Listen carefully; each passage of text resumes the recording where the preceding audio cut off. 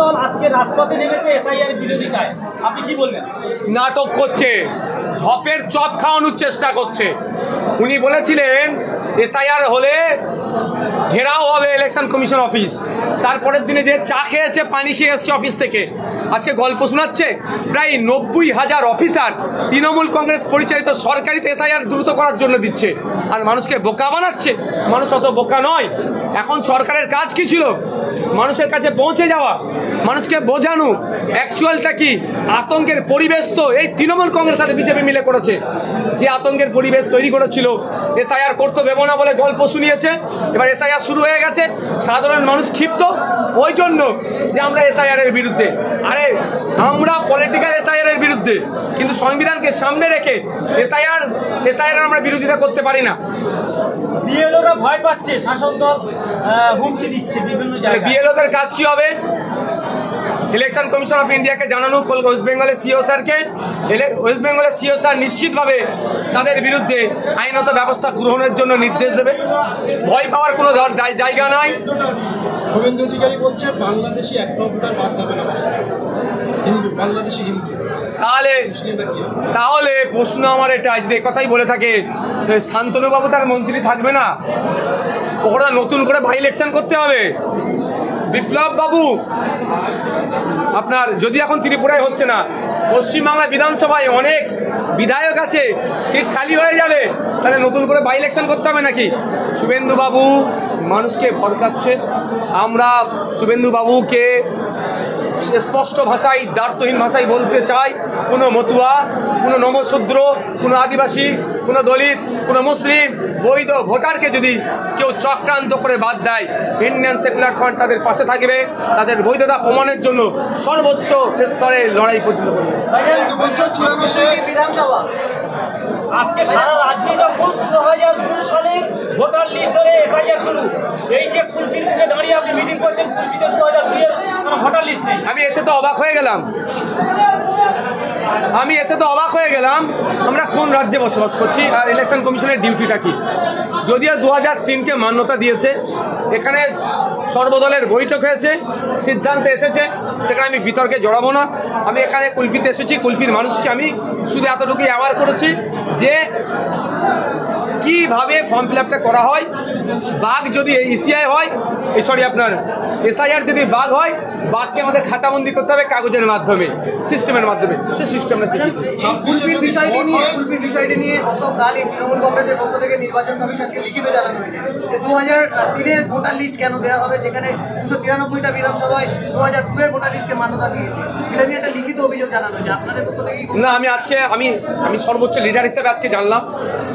আমি এটা জানছি, যদি আমাদের বিধানসভার স্তরের যে লিডাররা আছে তারা এই বিষয়টাকে নিয়ে যদি এখন যদি বিতর্ক তৈরি করে, তাহলে আমি সময় যদি কিল হয়ে যায় বিপদে আছে।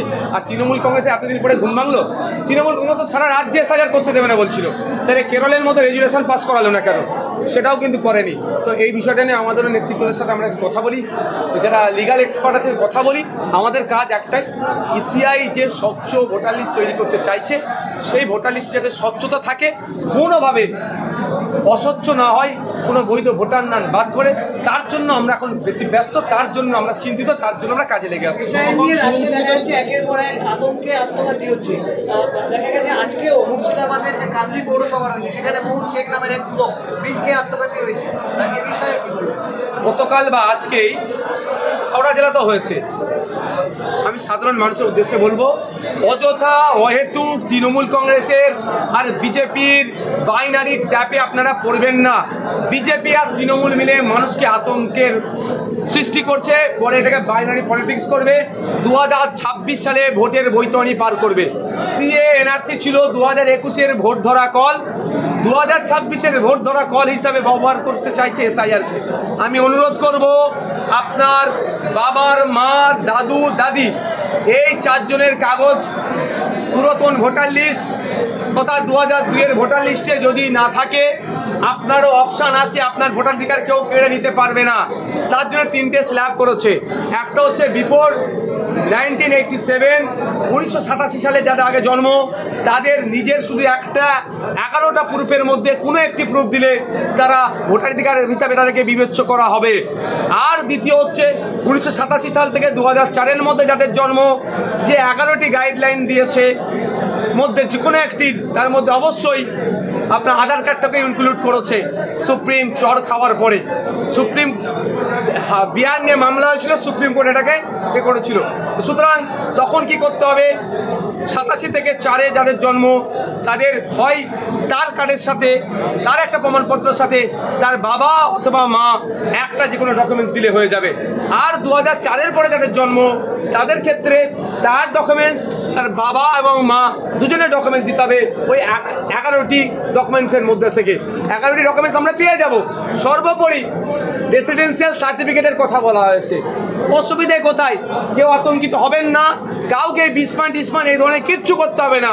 আমি একটা কথাই জোর গলায় বলছি মিডিয়ার মাধ্যমে, যে মনে যদি হয় বা কাউকে ইচ্ছাকৃতভাবে অনিচ্ছাকৃতভাবে বৈধ ভোটারকে যদি ডিভোটার করে লিস্টে যদি না নাম ইচ্ছাকৃতভাবে তুলে বা অনিচ্ছাকৃতভাবে তুলে, তাকে লিস্টে নাম তোলার জন্য সেই বৈধ ভোটারের জন্য ইন্ডিয়ান সেকুলার ফ্রন্ট তার পাশে থাকবে, তার হয়ে আইনে লড়াই করবে।